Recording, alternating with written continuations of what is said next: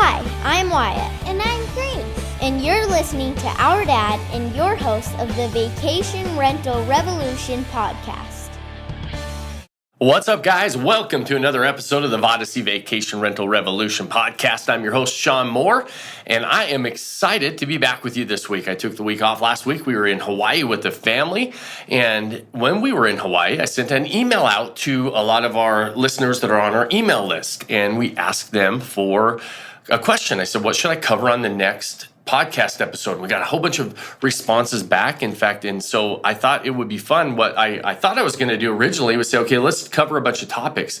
But today's episode is going to be a little bit different. What I want to do is I'm going to pull up these emails, I'm going to read them, and I'm going to answer those questions. We have about 30 of them. I'm going to try to get through them. If we have to cut it off just so it doesn't get to be too long of an episode, if we only get through half of them, we'll do a part one and a part two. We'll see how it goes. So we'll just kind of roll with it and see what we can come up with and put together. And so thank you, as always, for joining me. I know your time is valuable, and we're going to try to do our best to add and make sure that we're adding value to your time that you're spending with us. So we're going to start off, and I'm just going to read the first name, not the first and last name of the questions. And I'm going to read the questions. So bear with me here if I'm squinting a little bit at the screen, because I'm trying to read emails as well on the computer as we're trying to do this. So this first one is from Daniel.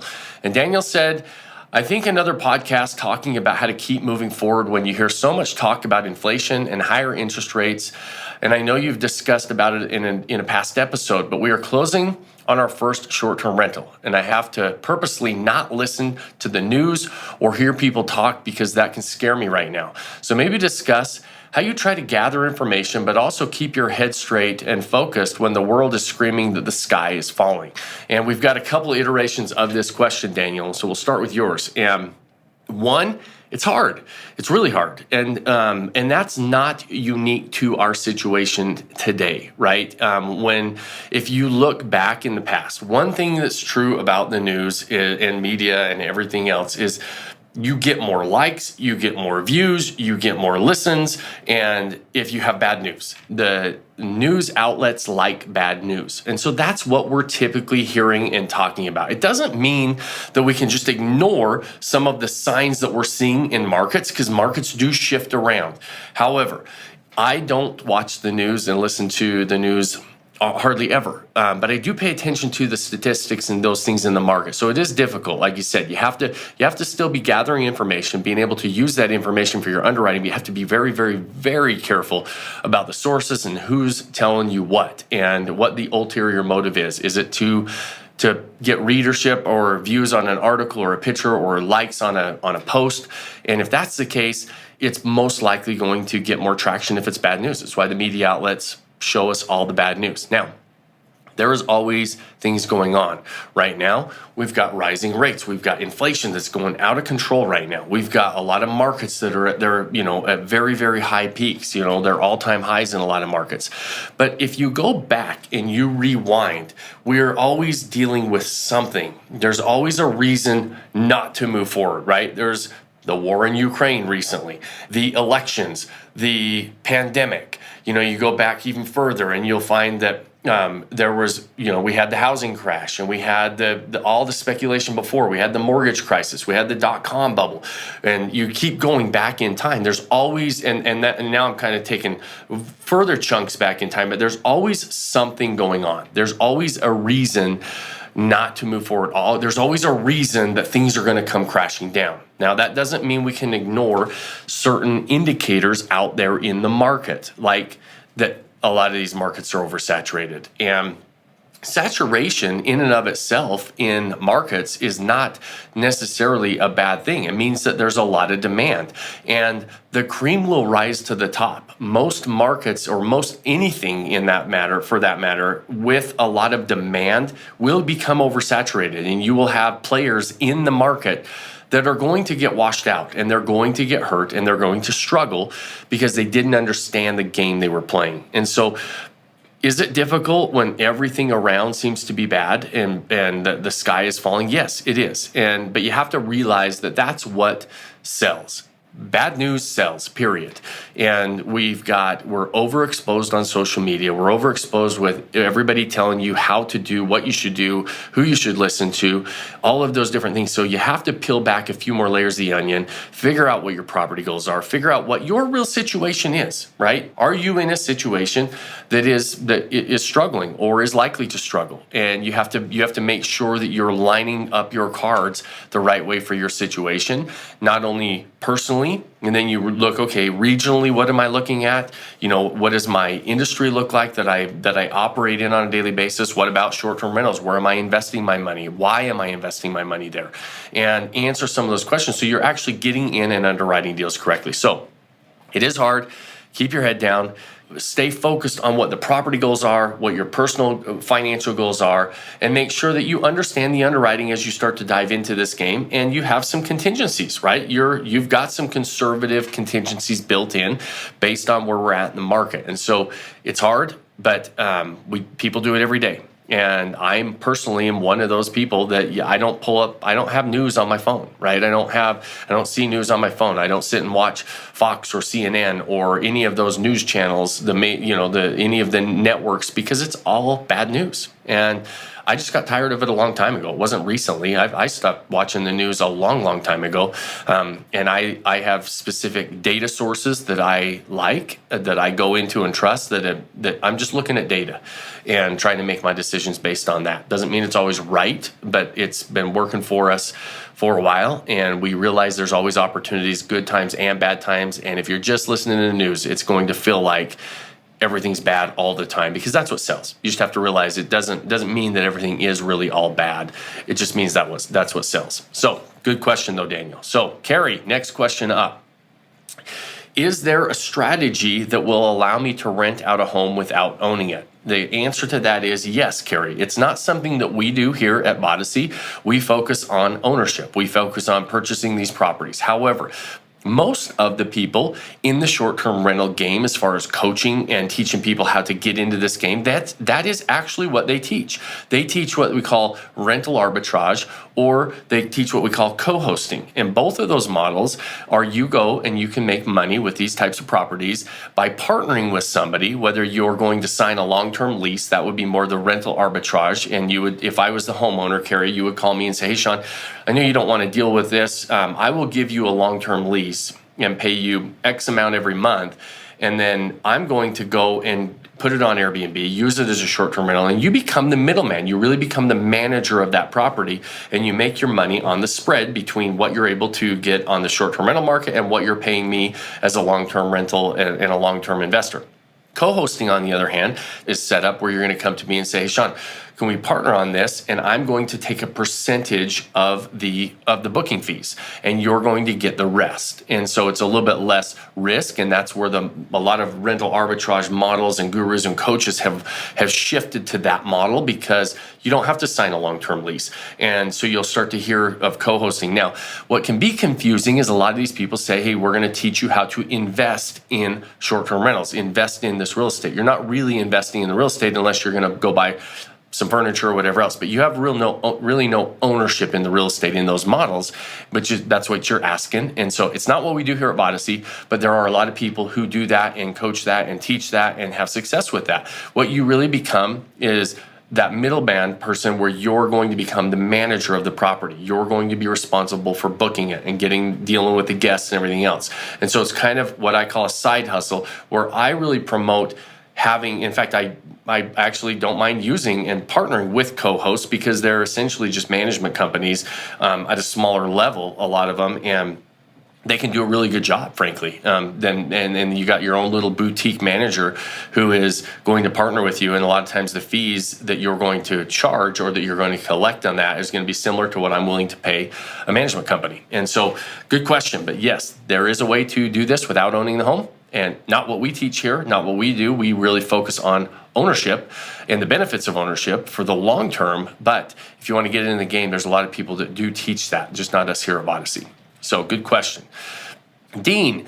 Dean is a member of our Odyssey group, not new to owning or managing long-term rentals, but new to the short-term rental game, looking in Newport Beach, Huntington Beach, California. So far, the asking prices of homes are generally higher in that Southern California area. As a result, if I find something that makes sense, I may need to bring in investors/partners to close a deal. Is there a podcast where you can talk about syndications or joint ventures? Do these investors need to be accredited investors/sophisticated investors? Great question, Dean, and another one that is going to be a kind of a repeat topic that as I get through some of these other questions. But the answer is it depends on your relationship, right? So partnering and JVing on something, the closer your relationship is with somebody, and the more equitable the investment, so the less you have to worry about being accredited or dealing with accredited investors, and the less disclosures you have to do, the registrations you have to do. And so you have to be very, very careful if you start to raise money or have partners come into deals with you that you are soliciting outside of just a regular relationship. And so that's where you have to start to be very careful, and where you have to start to register with the SEC, hire securities attorneys to write up your PPM or your offering memorandum that you can give, and then they're saying, okay, you can only bring in accredited investors. Accredited investor is somebody who has, I think it's $250,000 in annual income for the past 3 years, or a net worth of over $1 million, excluding their primary residence. And so that qualifies them as an accredited investor and being more sophisticated. So you're not taking, $10,000 from somebody that really doesn't understand what they're doing. And so the SEC does regulate that kind of stuff. And so the easiest way to think about it is, how far removed is that person from a relationship? Have you had a relationship with them for some time? Is it a friend, a longtime friend, or a family member? Now,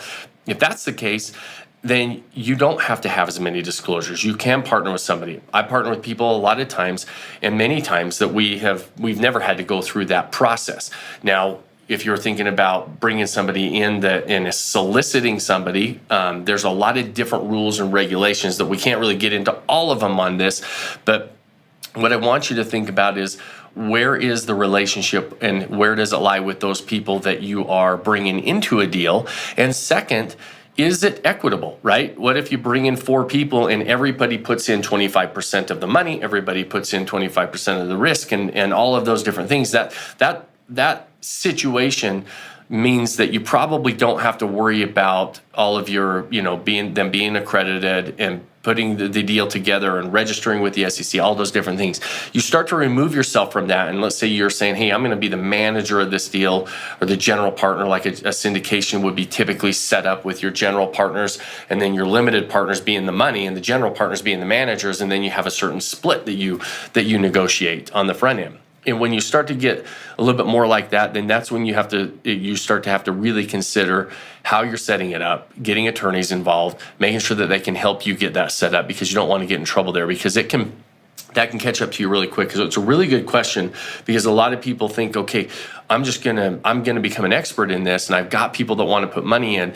But if you're soliciting at all, you really should be getting registered and understanding the rules. And there's different levels and ways that you're going to set up the partnership and the syndication and everything else. So, but if it's just an equitable partnership, you don't have to worry so much about that, and they don't have to be accredited. You guys have a good relationship, friends or close family members, and everything's going to kind of get split up equitably.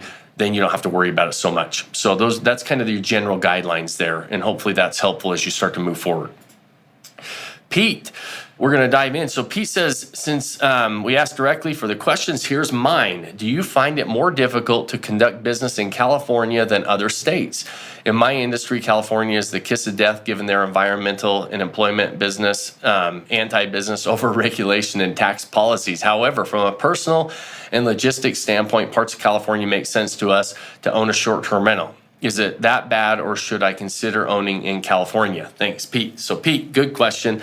And California has a lot of different areas, and we have a lot of members that do really, really well in California. And so when you go into any area like a California that is going to be like typically higher and more regulated and have a lot more rules, you just have to make sure that the way that you want to operate is going to fall within those rules. And so, and that's what it comes down to. You look at it and say, okay, does the business I'm looking at going into, short-term rentals, owning a short-term rental, one, are they allowed? Because they might not be allowed. Two, what are the regulations and what are they requiring me to do? And that's not California exclusive to California. There's a lot of areas right now that are getting very regulated with short-term rentals.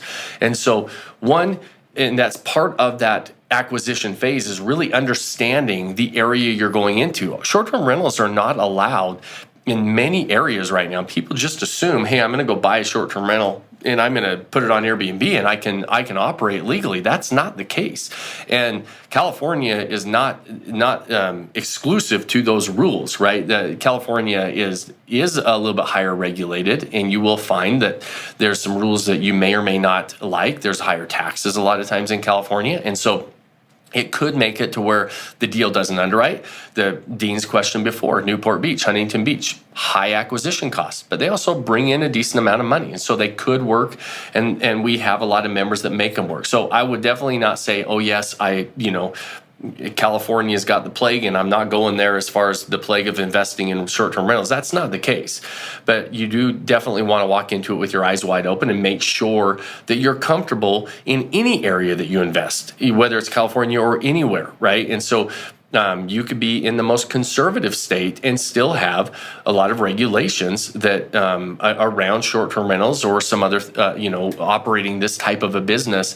And so the rules and the regulations are definitely not exclusive to California in this instance. And so I don't personally own any in California, but we have a lot of members who do and have great success there. And so I think you just have to look at each area you're looking into, make sure that they're allowed first and foremost. What, if they are allowed, what rules do you have to follow to operate legally and successfully, and does it underwrite correctly? And if it does, then California can be a great option for you. California has an amazingly diverse geography and different areas to visit. There are a lot that draws a lot of crowds and a lot of visitors, and that is what drives our business on the short-term rental side. So the demand is definitely there from the side of the guest coming in, and so you have to decide, is it an environment as an owner that you feel comfortable with owning and operating? And so, good question.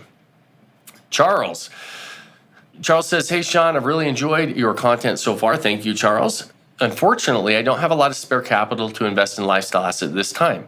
I've seen most, but not all of the podcasts, so I'm not sure if this topic was discussed yet, but do you think it would be possible to do a podcast or on joint venture investments in lifestyle assets? This would be either both parties providing equal capital or one party providing most or all of the capital and the other party providing most or all of the learning, research, work, management, etc. I'd imagine this scenario works best with family members or close friends, as they would be sharing the vacation residences.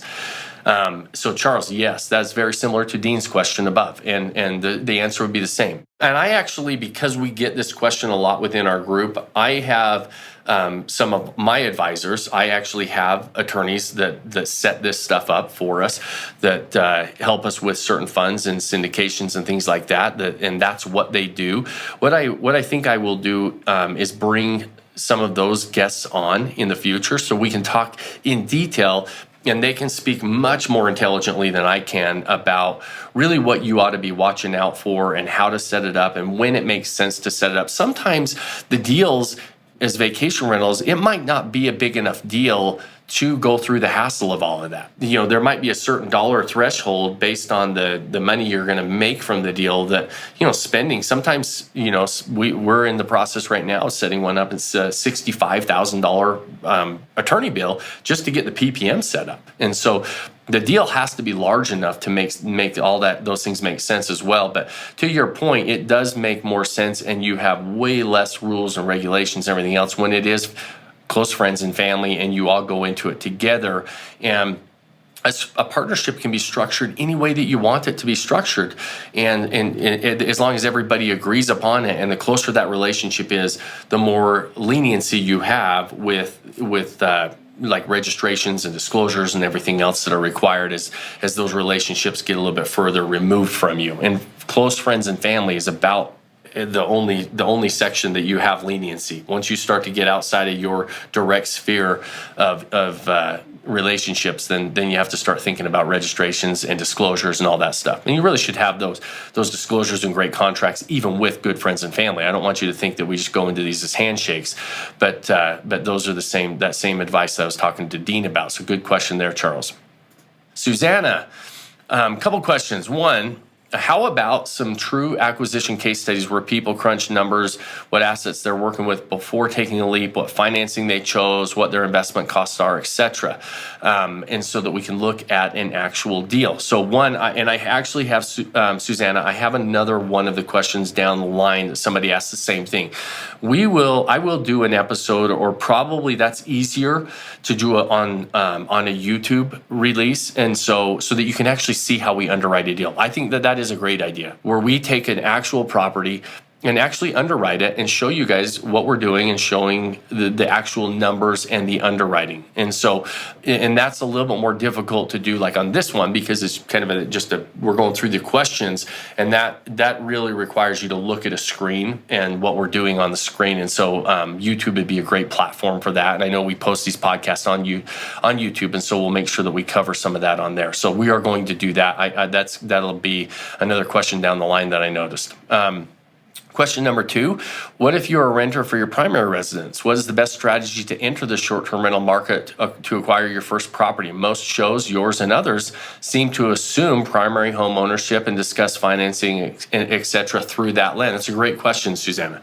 So most of us do probably talk as if most of the people diving into investments already own a primary home. So a couple options. One, you could, if you're looking for a primary home that has maybe an accessory dwelling unit or a basement apartment or a mother-in-law situation, and you're renting out part of your space, you could buy it as a primary residence and use part of it as a rental. You would be allowed to do that as long as it is your primary residence. It gives you some better loan terms, some better options, lower interest rates, which is nice right now as rates are going up significantly.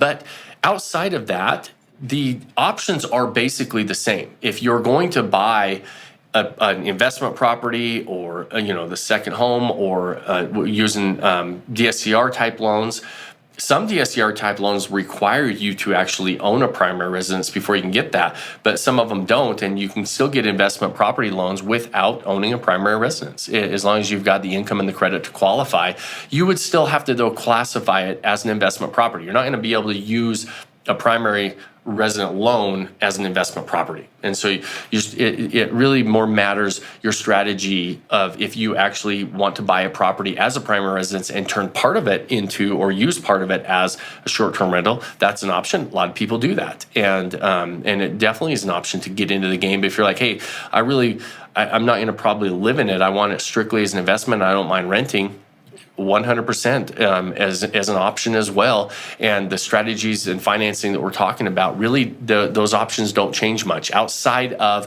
I do know some DSCR lenders that require a primary residence before you can get those type of loans. But there will still be options to buy investment properties if you don't own a primary residence. So you just want to double check with the lender. So good question. Woody, how about a response to this video? Is the vacation rental bubble about to happen? And so I actually watched this video, Woody, and I will give kind of just a quick synopsis of the video for those of you listening.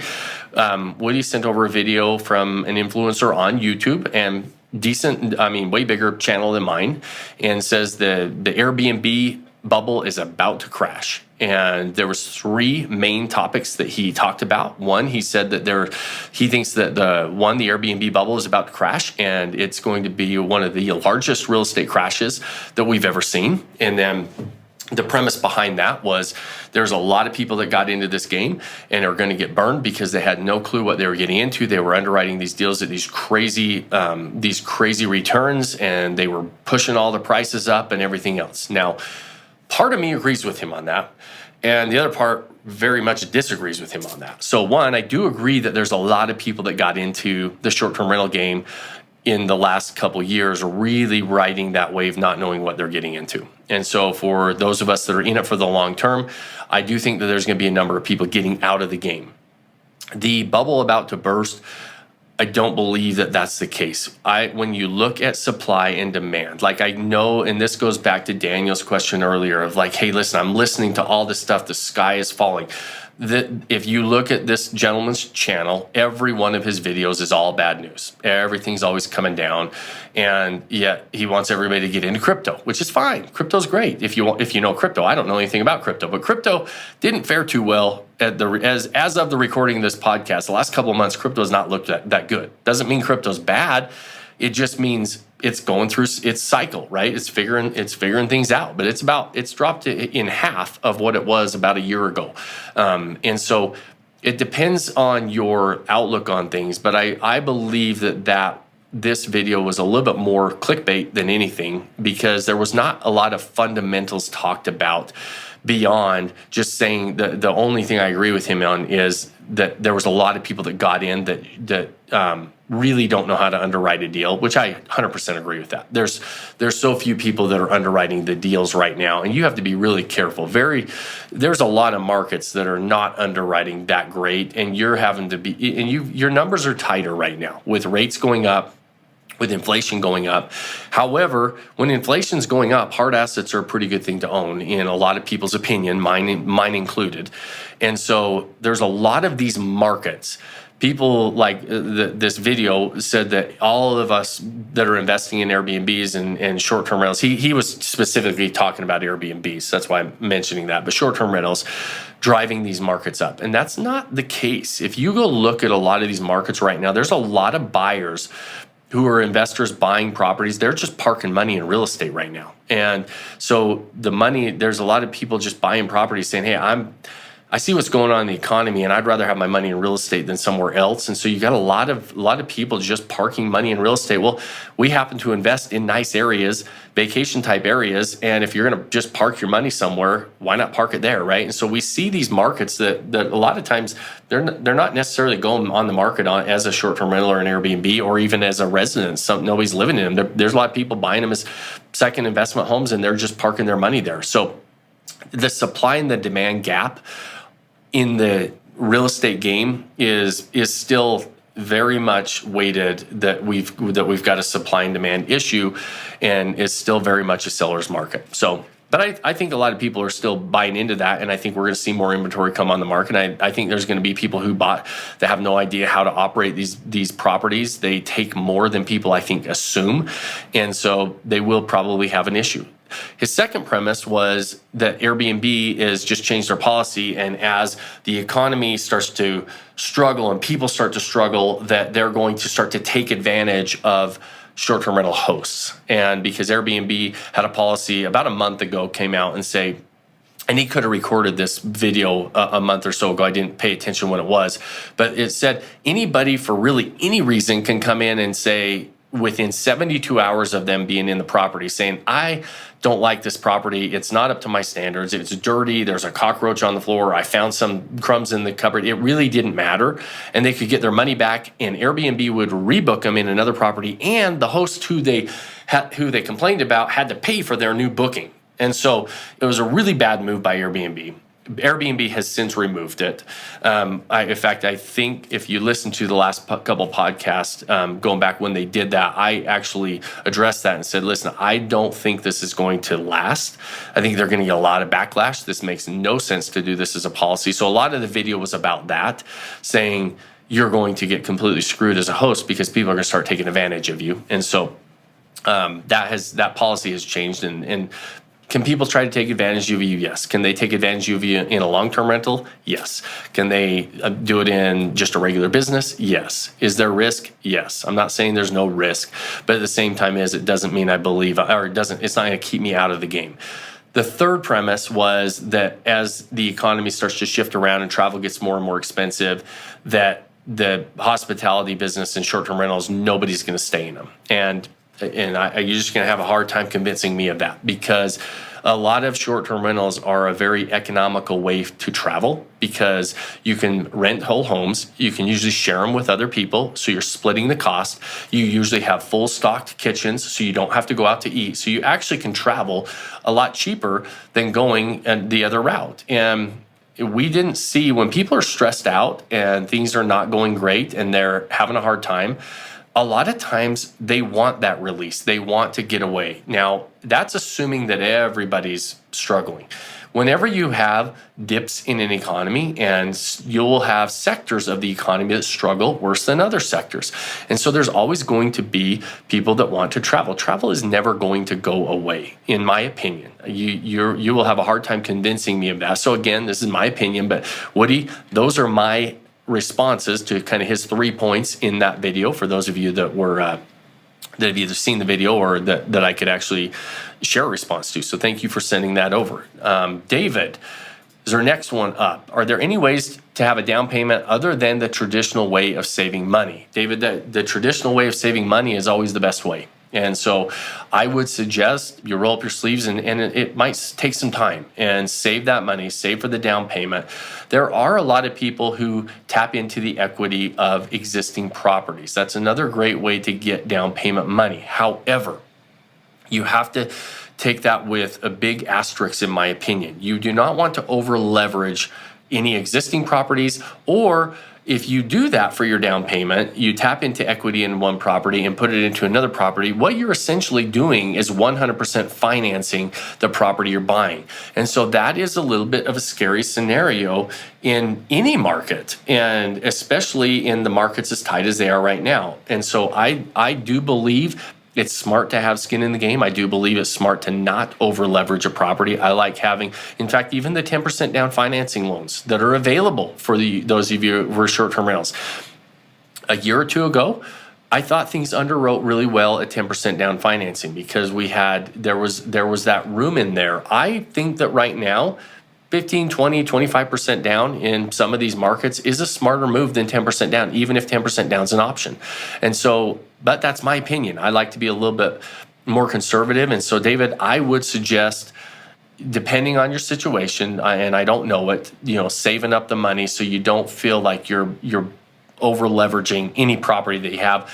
But that being said, like I have, there's a lot of people that have a lot of equity, and you're not going to over leverage your property by pulling some out, and it still can be a responsible way to do that, right? If you've got $1 million property that you have a $200,000 loan, if you want to pull out $100,000 or $200,000 on that and use it for another property, and that property that you're going into can underwrite with the first mortgage and the payments on your HELOC, that's not a bad way to do it either. And so we see a lot of people do it, and you can still do that responsibly, in my opinion. And so, good question.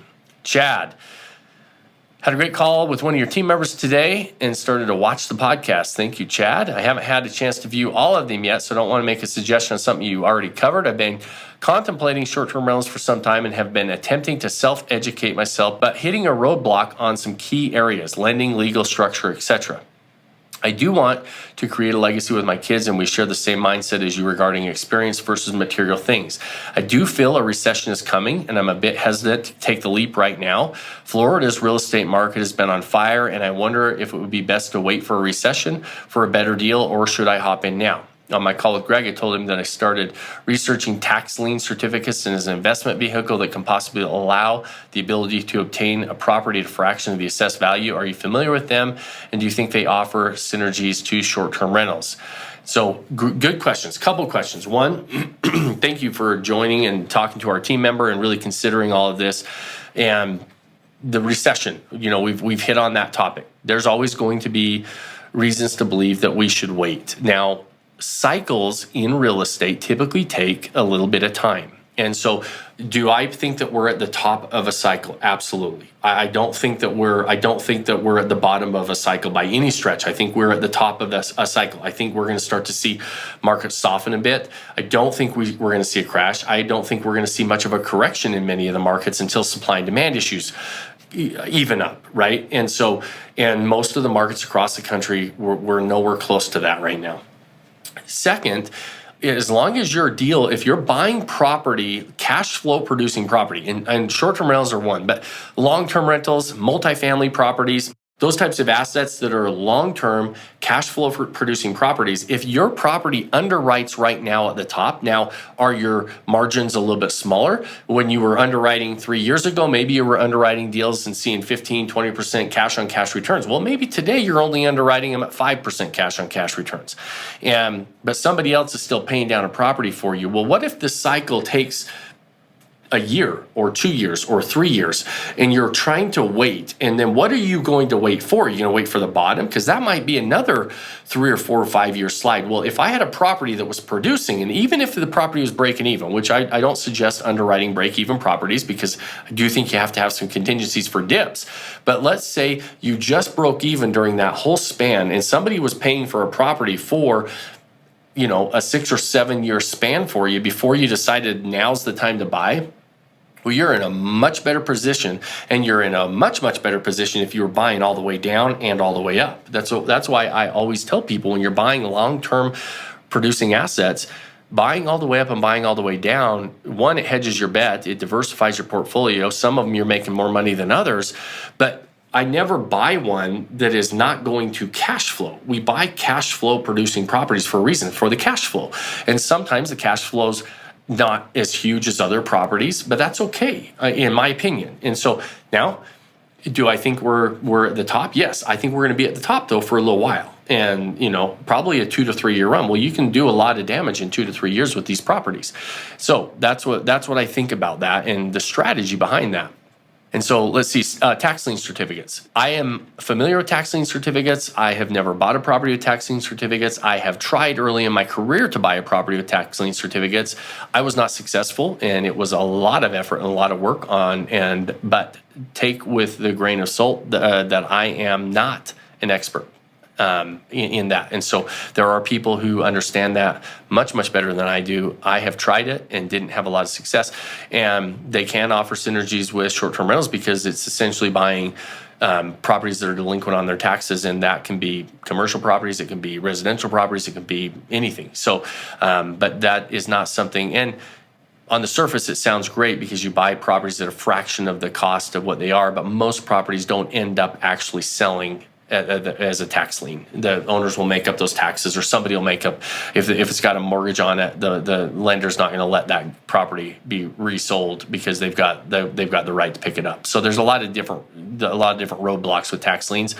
Doesn't mean you can't do it, doesn't mean there's not people that do it. It means that I'm not an expert on it though. So good question. So Chris and Sherry. Hey, Shawn, love your podcast. Listen to it every week. Awesome. Thanks, guys. I'm in the middle of the final 2 weeks of setting up our first vacation rental. There's still so much to do. It's exactly like what you said in your podcast. Our lakefront property is located in Northern California, and I'm curious about short-term rental owners insurance. I've been rejected by a few companies as soon as they hear vacation rentals. Do you have any contacts like the ones that you bring on your podcast for financing, etc.? Yes, good question. So who I typically use for my short-term rental insurance, and I believe they're the gold standard, but they're not the only game in town, is I always start with Proper Insurance. They are specifically for short-term rentals, and they will cover they can take care of your homeowner's policy.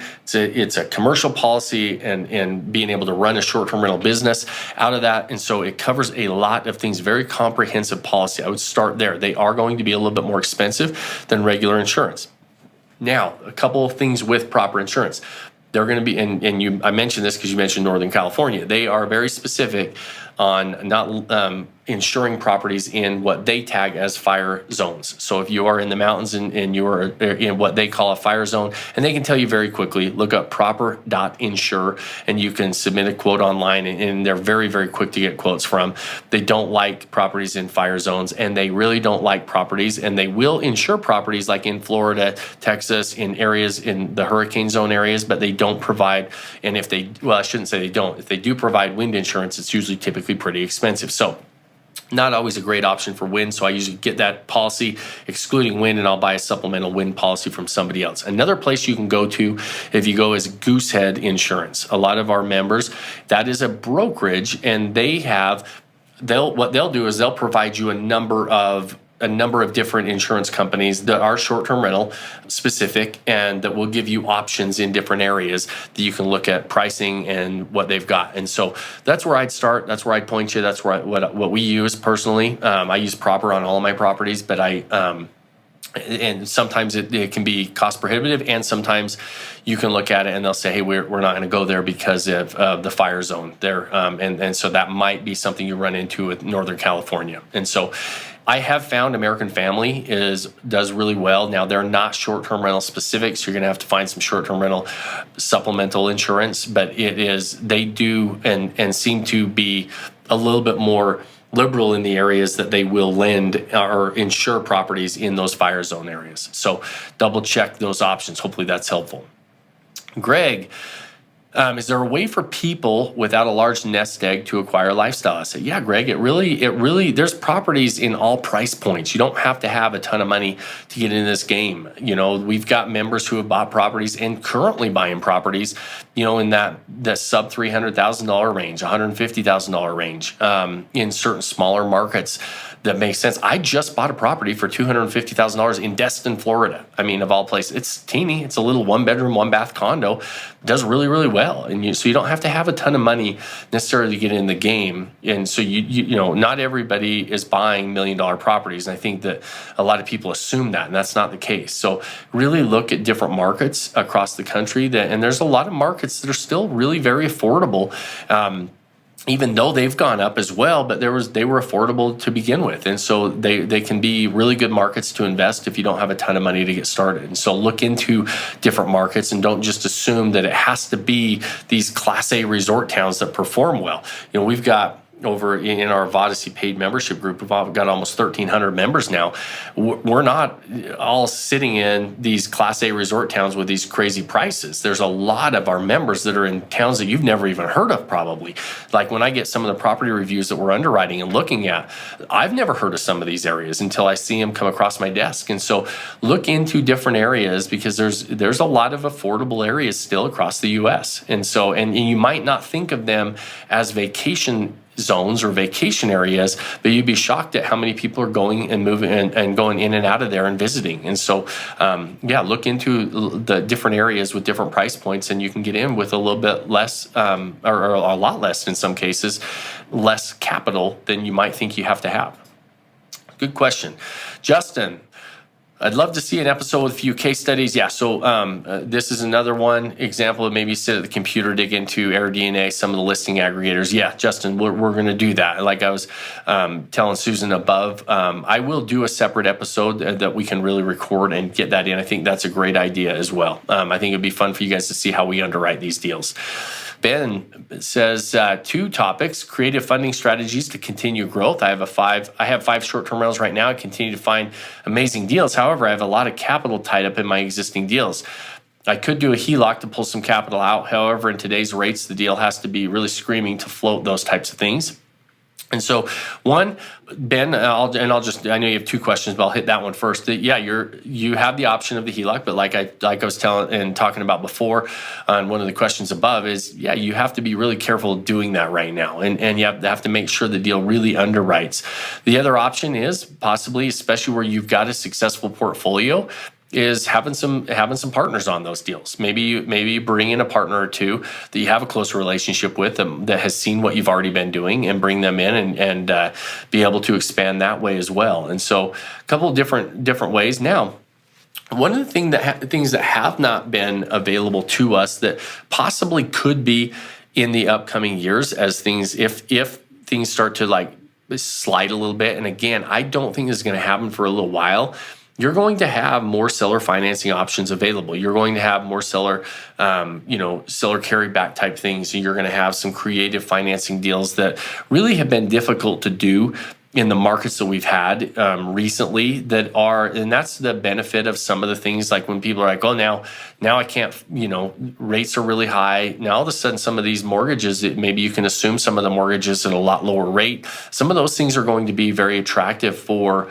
buyers and sellers to offer if they have to get more competitive in the market. We haven't seen that yet. Again, most of the markets are still way out of line, supply and demand, but some of those things will help as well as you start to build the portfolio there. Second question, raising capital for larger deals. So we talked about that, a couple of the larger deal opportunities, but they require additional capital to put them together.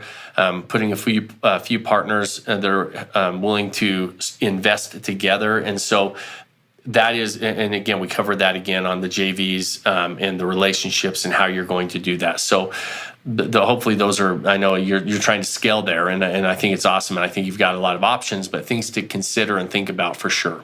Let's see, we've got Sunrise Homes, and I apologize. Danielle, it looks like. Danielle says, creative marketing. How do we drive more eyes and ears to our vacation rentals to increase bookings? How do you drive more traffic to your personal website and build a repeat customer base? It's a great question, and we haven't had any marketing questions, and that's important right now. We're starting to see a lot of these markets get pretty saturated, and we're starting to see occupancy levels slide back down to some of the normal levels where some of us think, oh man, the market's going down. Well, the market's not really going down. It's kind of coming back to normal. And we want to drive more traffic to our listing. And so some of those, and marketing starts with being able to have first and foremost a unique experience, a unique property that's set up directly for a target audience. That makes marketing on the back end much easier. So start there. Then be able to set the listing up to where you're actually articulating what you have to offer, right? A lot of people do a really good job of a property, and then they set it up. And even if they set it up nicely like a model home, they don't articulate that very well in their listing. They don't understand what pictures to put in, the headlines, the descriptions, all those different things.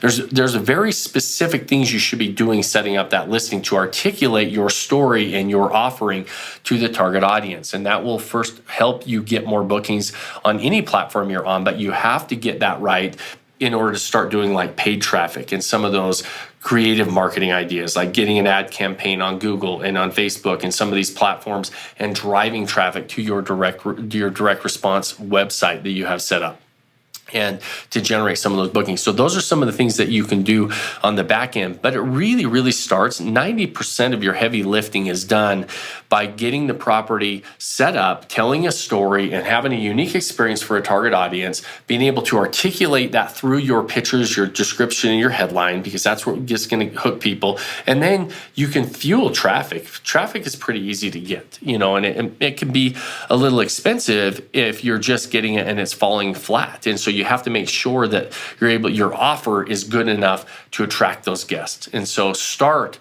with making sure that the property is set up. And then once it is, look in and dive into the paid advertising options available to you on a lot of those platforms. They work really, really well. You guys, we understand that game very well. We've haunted many of you on Facebook and YouTube and Google for some time, and that's how you found us. And so you can do the exact same thing with your properties, and we do so as well. Good question.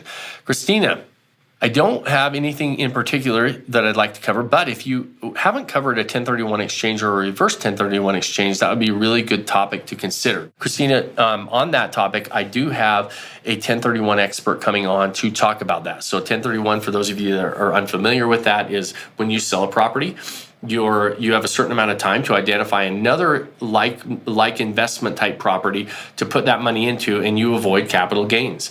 And so, but you have to do it a very specific way. You're not able to, you have to have a facilitator that helps you. And so we're going to have one of those facilitators come on and talk about that, because a lot of people that are selling properties right now, particularly, they're going to have significant capital gains to consider if they're not going to roll that property back into another property there. So good question. We will be covering that in an upcoming episode, because again, some of these I want to bring on those expert advisors that can speak more intelligently about this stuff than I will.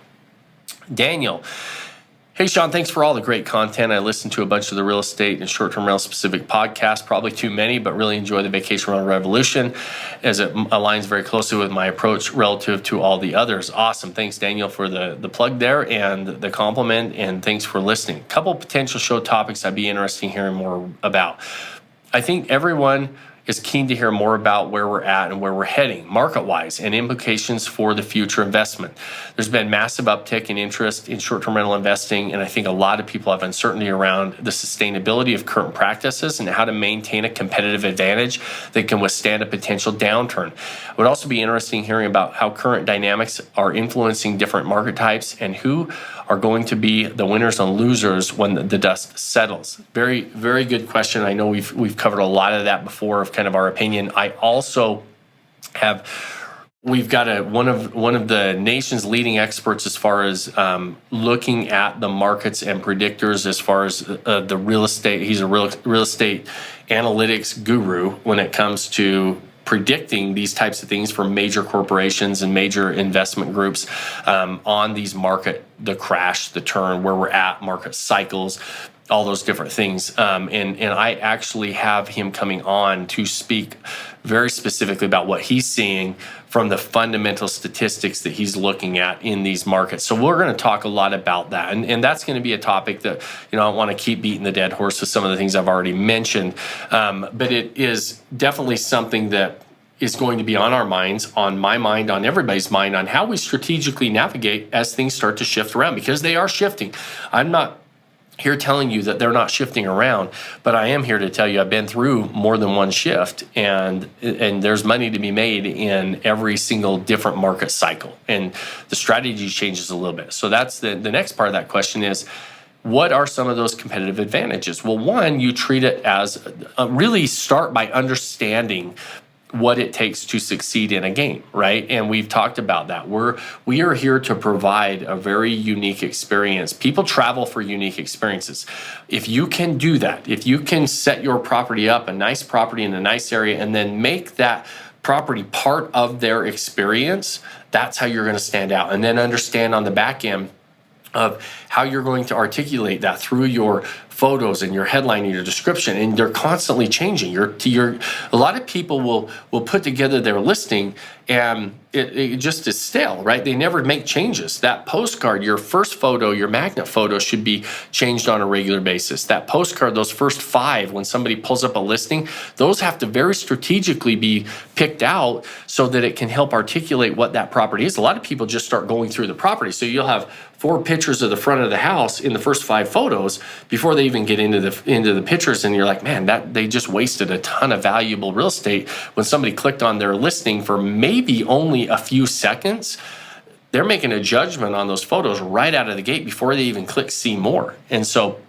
understanding those types of things is how you're going to stand out and really, 1, setting up the unique experience and getting those repeat customers. 2, being able to articulate it to get those first bookings, and then being able to add fuel to the fire with paid traffic. And so I think those are some of the things that you'll be able to, and we talked a lot about underwriting. Always underwriting is important if you're in the acquisition phase, really understanding the numbers of the market you're getting into, and then having contingencies built in, right? Making sure that you have, that you can operate with a drop in occupancy, a drop in nightly rates, if that should happen. And can the property still sustain itself, and you're not going to be in trouble if you're not operating at the very top of the market, right? Your 100% projection, what if you only got 80% of that? Does it still make sense? So really understanding the underwriting as well is going to help you succeed, because you're going to be able to sustain for the long term.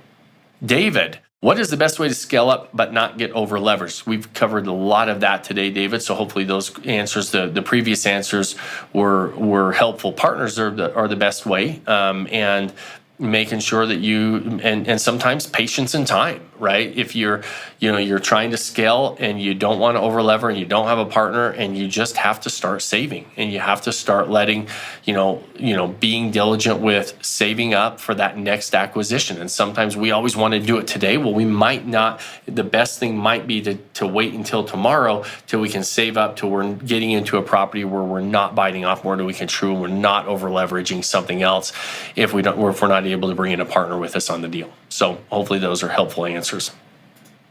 Francis, I think a topic for conversation would be the high interest rates, and is it still a good time to purchase an investment property? And it seems like everybody and their brother is talking about short-term rentals. Is there a point at which it gets saturated? Yes, everybody is talking about it. That's an indication that we're definitely not in the beginning stages of a cycle, right? We're in the maturity stage of the cycle, and maybe not at the very peak, but we're definitely in the maturity stage of a cycle because everybody's talking about it. Everybody's getting into it. Everybody's an expert, right? How many experts are out there? I always tell people when you're vetting us out or anybody else out, look at their track record, look and see how long they've been in. You'll find that a lot of people giving advice maybe own one property, maybe bought a property less than a year ago, and they're all of a sudden have a course and they're a coach and they're saying, hey, I'm going to teach how to do this. That's crazy to me. If you've got, but maybe that works for some people. But you're exactly right. And it's an indication that the market is at the maturity stage of a cycle. And so the high interest rates are, they were great when they were really, really low because it gave us a little bit more room in our underwriting, and it gave us a little more padding with our monthly cash flow because our property ownership cost, our monthly cost to carry that property was really low. And where rates are higher, you just have to underwrite that in and make sure that it makes sense still. And it has to still make sense when you underwrite it in the beginning. And you don't buy a property hoping that it's going to start to perform. You have to buy a property that you feel comfortable that it's going to perform where you're at. When I started investing back in 2000, the rates were at 10%. I mean, my first couple properties were over 10%. I still bought them and I still cash flowed them. My first long-term rentals, when we built a portfolio of long-term rentals back in the day, we were at 8, 9, 10%. I remember when they fell below 10%, I was so excited. And so deals can still cash flow and make sense at high interest rates. You just have to make sure they do, and they actually underwrite with a higher interest rate. And you just don't have as much wiggle room for the market to help you with low rates and prices going up every time you blink. You're making money in appreciation. That we haven't been in a healthy market for quite some time, you guys. I don't believe that 2 and 3% interest rates and markets that are going up by 15, 20, 25, 30% a year in a lot of areas is healthy. That's not. What that does, that market bails a lot of bad decisions. A lot of people that make bad decisions, that market bails you out. Well, now we're coming into a time frame where you have to make good decisions. You have to understand your underwriting. And if you don't, you shouldn't be buying properties because you can get hurt, and there are people that I agree with on the guy on the YouTube channel. There's a lot of people that are gonna get hurt because if they continue to use the practices they've used the last couple of years, the market is not gonna continue to bail them out. And that's okay. That is what it is. There's always people that get burned when they start to get in and get a little bit too overzealous and thinking that they understand what they're doing and they're waiting for the market to bail them out. The market doesn't always bail you out. There's only one cycle the market bails you out, and that's from the bottom to the top. Every other cycle doesn't bail you out. And so you have to make sure you understand your underwriting. So good stuff. Here's what we're gonna do. We're gonna keep going. I've got 8 more questions to cover. And so if you're liking this, stay on with us. It'll be a little bit longer episode. If you're not, you can tune out for us. But I want to get through these questions. This is a fun episode and a different episode than I've ever done. So let's keep going. This is kind of like a Q&A that we're able to do. And let's keep going with the questions. So Michael's got one. Shawn, thanks for providing the information and content that you do. You're very welcome. Thanks for saying that. I've been listening over the past year and can picture this as being a reality for me and my family. Really enjoy the success stories and podcasts with the members. However, I'd like to hear about some success stories where members didn't have as much startup capital and purchased less expensive properties. In our situation, 36 years old, wife is 30, we have 2 little boys under the age of 5. And the next year, we'd like to make this a reality, but we're looking at using about $30,000 to $40,000 of cash and possibly adding another $30,000 to $40,000 with a HELOC. Doing the math, from the lessons you've taught in the past, we'd be looking at buying properties in that $250,000 to $300,000 range. So if you had any members with success stories like this, we'd love to hear about them.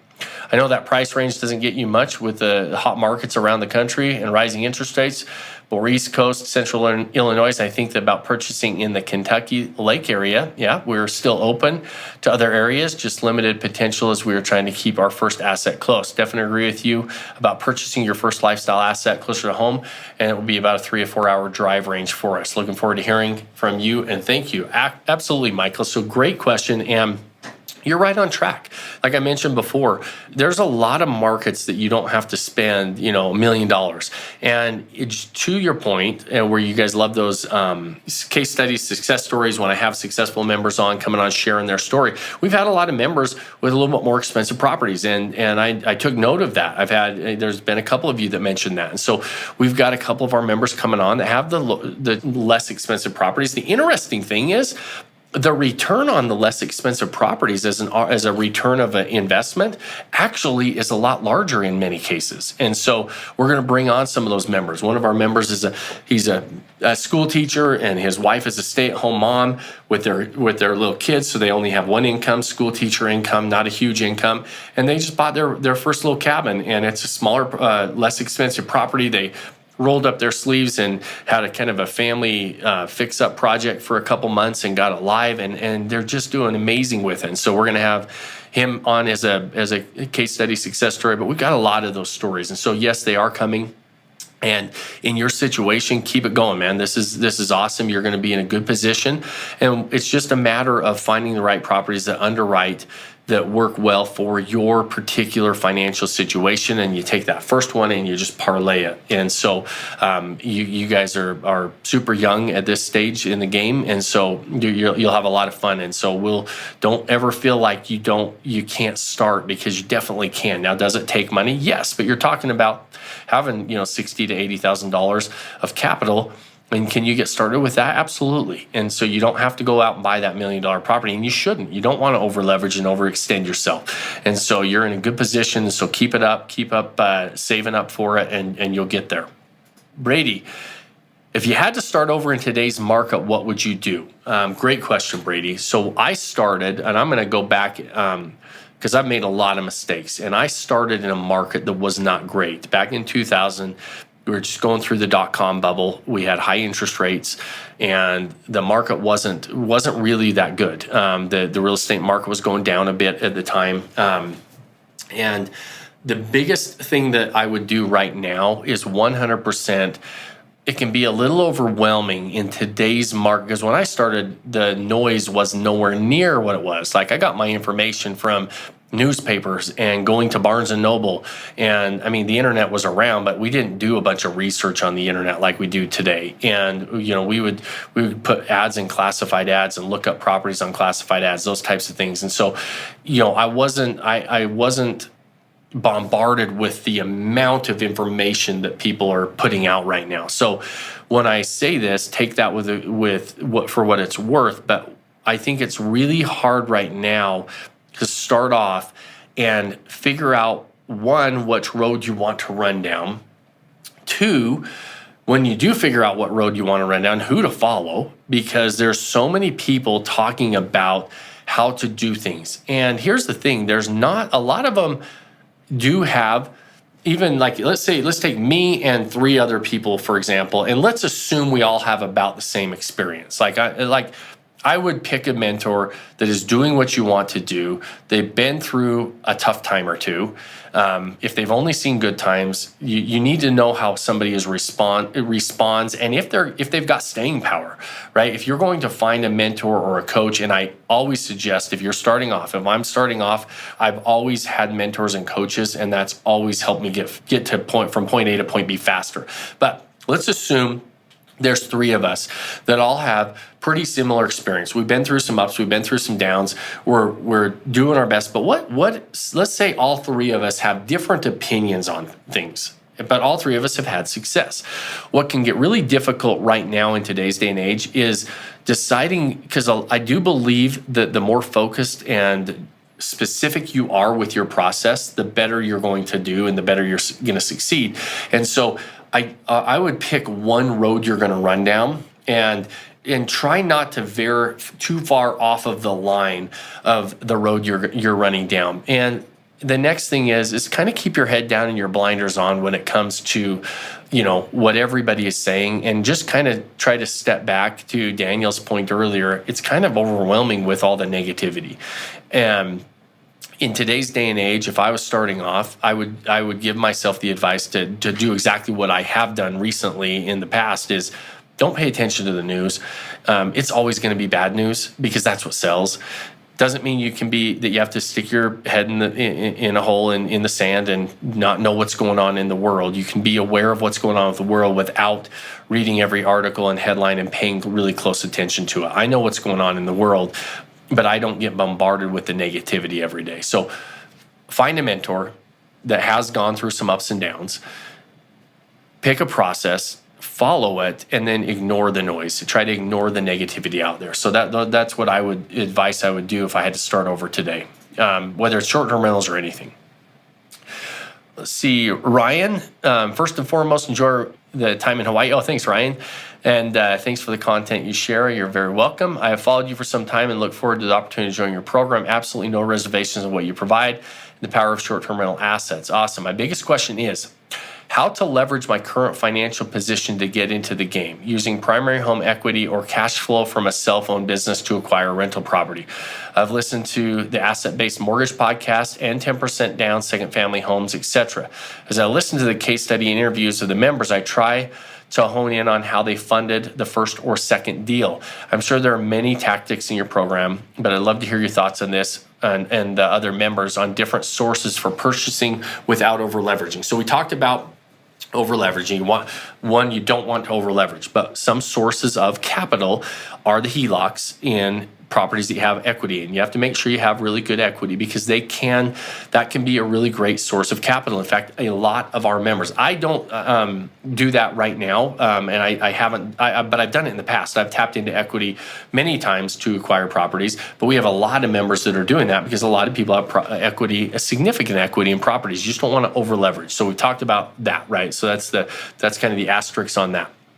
Where you are a business owner and you've got cash flow in your business. I talk to a lot of entrepreneurs and business owners and speak at a lot of different conventions and businesses that have a lot of, real estate brokerages, for example, the agents who are wondering what to do with their money. And one of the things is, one, you can reinvest it right into the business, and a lot of business owners want to do that. But there comes a point where you want to take that cash flow and put it into other investments, and it's a great way to build your portfolio. Use it for your down payment and go acquire an asset. Now, I typically will suggest at this stage, a lot of our members for their first property, they'll use that 10% down financing. But right now, I would look at that 10 or 20, 25% down financing, even with the DSCR lenders with a little bit higher interest rate, because you're going to have a better equity position in your property. You have a little bit lower payments because you're putting a little bit more down, and you're not over leveraging, right? If you have a little bit of a dip here and there in the market, you should insulate that dip a little bit with a little bit more money into and down into the property. So, but the most common sources for down payment are the earned income that you're making, or tapping into equity in other assets. And then the types of financing that are by far and away the most popular are the 10% down second home financing, or the investment loan financing, which is still a full doc loan, and you can get those 15, 20% down type loans. And then third, and is that DSCR lenders, those DSCR lenders, and you've listened to some of those podcasts. So those are the biggest ways that people are financing and building their portfolio. So nothing really actually inside of our course that's much different than that, other than, direct context to a lot of these members or a lot of these finance partners that we have. But really, those are the main sources that people have access to and use to build their portfolio. Good question. So let's see here. Lisa. Aloha, Shawn. I've been exploring your site, book info, and am intrigued by your process. Once I finish the book, I'm going to consult a call. Awesome. I'm going to book a consult call. Awesome. Looking forward to chatting. My hesitation, and possibly for others, is, does this make sense for those who are retiring soon? I don't want to head into retirement with a bunch of debt, and once retired, loans will need to come from hard money or private lenders at a higher rate. Maybe this could be explored on the podcast. At what age does this process stop making sense? Thank you. Appreciate your no-nonsense style. Awesome. Thank you, Lisa. So that is a really good question. And one is why when in the very beginning we sit down and look at somebody's property goals, where they're at, and I can tell you, whether you're 20 years old or whether you're 70 years old, there are ways to invest that will fit your property goals. Now, you don't want to probably over leverage too much at that age. But typically when you're going into retirement, you've got some assets that you want to convert. And a lot of our retirement buyers are looking to invest in areas, and some of them actually will get rid of their primary residence because they want to invest in areas that they're going to split some time and they're going to bounce around. And they'll take some of those other assets and they'll park them in short-term rentals and build a portfolio or buy properties that are areas that they want to spend significant time during their retirement, and then rent them out and generate income or pay them off in the time that they're not using them. So it is an important consideration later in life when you're going into retirement. And you're exactly right to acquire properties. You're not using hard money to acquire properties, and you might not have meant that, but you can buy these properties with DSCR loans on. I mean, a lot of retirement buyers use DSCR loans. I use DSCR loans. I just bought 2 properties with those types of loans.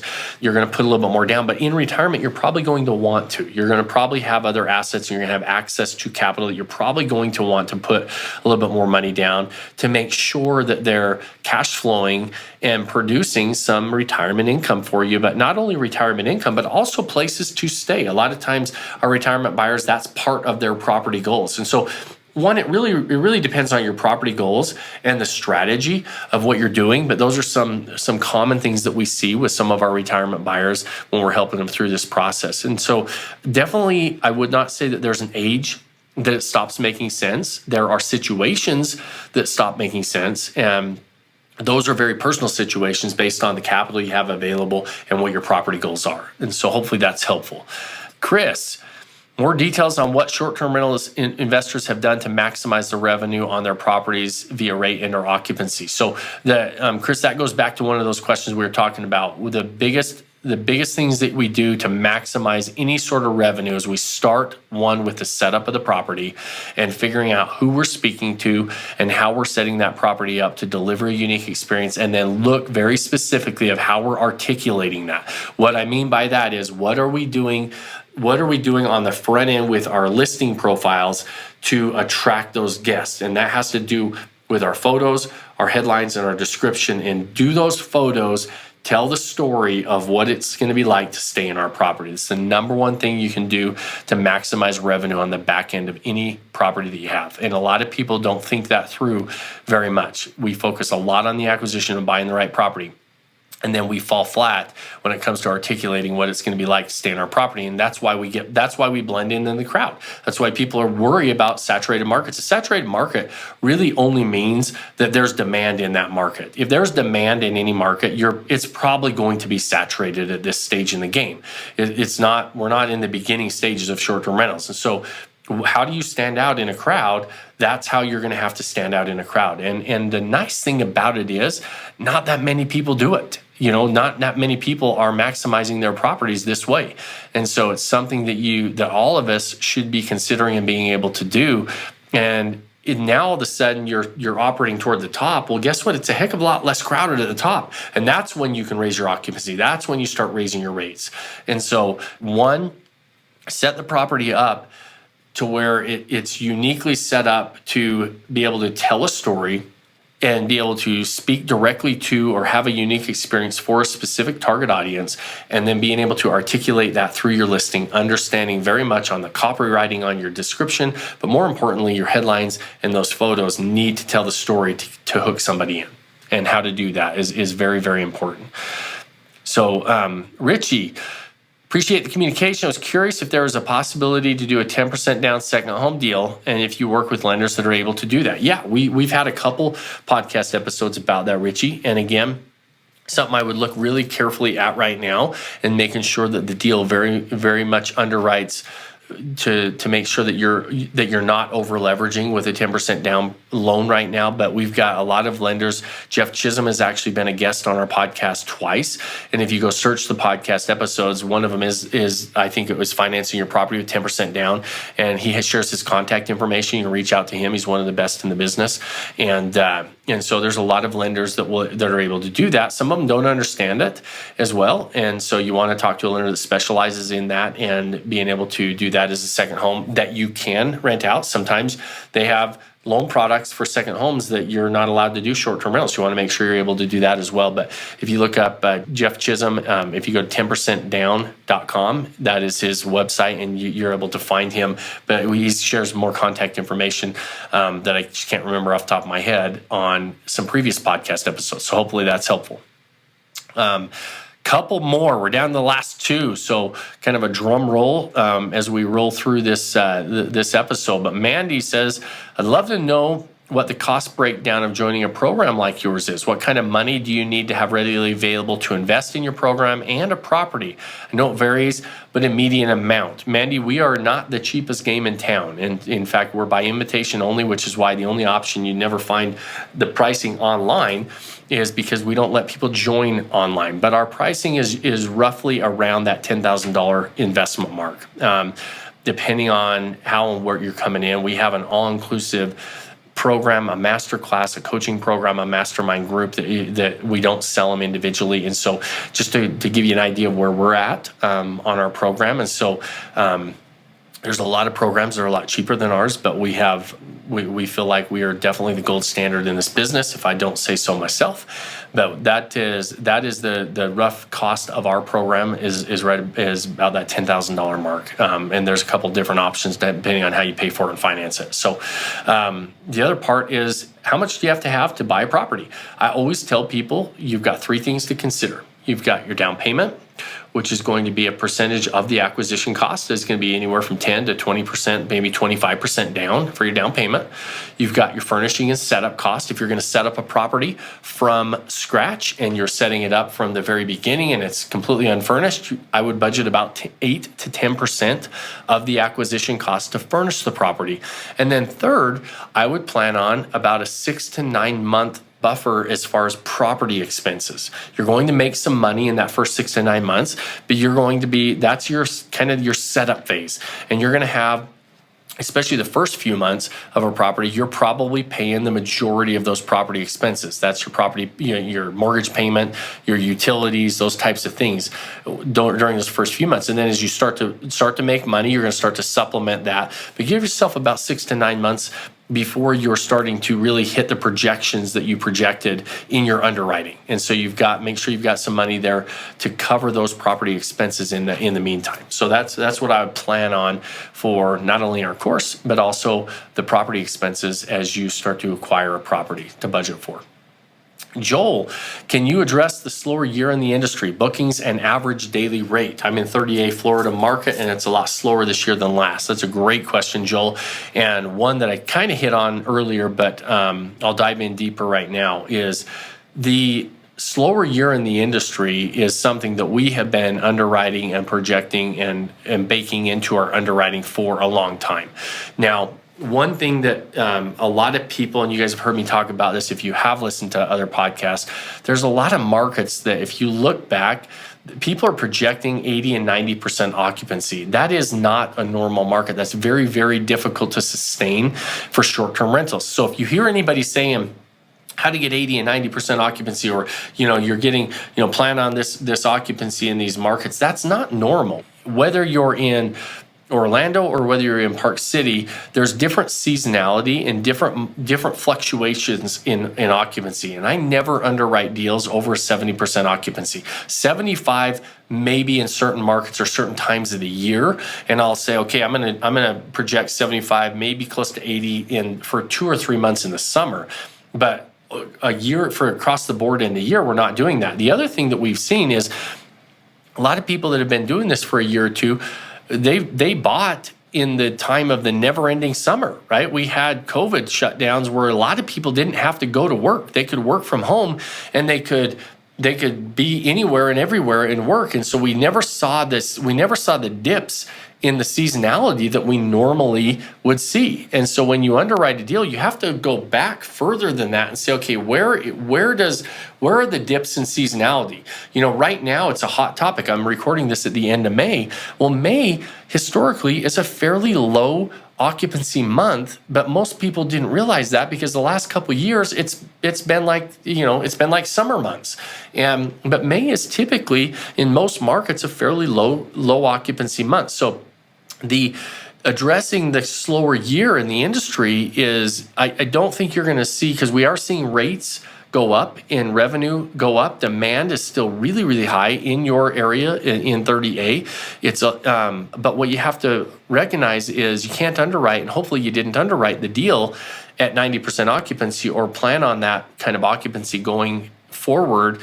What you have to do is say, okay, I'm going to ride that wave while it's here, and I'm going to put a little extra money in my pocket, and I'll make a little bit of extra money. But long term, your occupancy and seasonality is normal in this game, in the short-term rental game, and that's why all of those things on the underwriting, and occupancy is one of the major things we have to underwrite when we're looking at deals. You have to be able to look at and pay attention to what the actual occupancy and seasonality is in your area pre-COVID, pre the never-ending summer, right? And this boost in short-term rentals. The demand is not going away, but we're getting back to normal things in our lives. We're getting back to graduations, and we're getting back to school getting out, and all those different things right now this time of year. And we're going to get back to those types of things that we normally would see seasonally, and that affects our occupancy in a lot of areas. So don't worry about it so much. If you didn't underwrite it correctly, go back and know what you're going to look at going forward. And one of those great tools we always mention is AirDNA. And you can go, there's other tools that you can go look at that stuff to kind of project what your seasonality is going to be. And you can look back, 3 or 4 years and understand, and you'll find that the seasonality is it's very cyclical. It's very predictable based on the time of year. And sometimes it's obvious for us, right? That Florida 38, you're going to have really high occupancy coming up in June, July, August, and that's going to dip in September. You're going to have that really high summer season that's going to start to go down. And so you have to look at some of those things and make sure you predict it right, instead of just assuming that we have this high occupancy all the time like we have the past couple of years. So guys, that is a wrap on my questions. I loved this episode. I told you I was going to do an Ask Me Anything type of an episode, and that's exactly what we did. I just read your questions word for word. And so for those of you that sent them in, thank you for being a part of our episode. For those of you listening, as always, thank you for listening and being the best part of this show. If you got any value out of it, we'd sure love a thumbs up, a like, a share, whatever you want to do there, or leave us a comment, and so that we know that you like it. Those things matter to us on those platforms. And so thank you as always. And we'll wrap today's show with one last thing, and that is, I challenge you to go do one thing you can do today to go start building that life that you don't want to take a vacation from. Cheers, my friends. Thanks for joining us on this episode of the Vacation Rental Revolution podcast. Share this with other people you think need to hear about it. And don't forget to subscribe and leave us a review. Hey Grace, is there a website? Yes! For more amazing content and expert advice, visit Vodacy.com. Thanks for listening, and we'll see you on the next episode.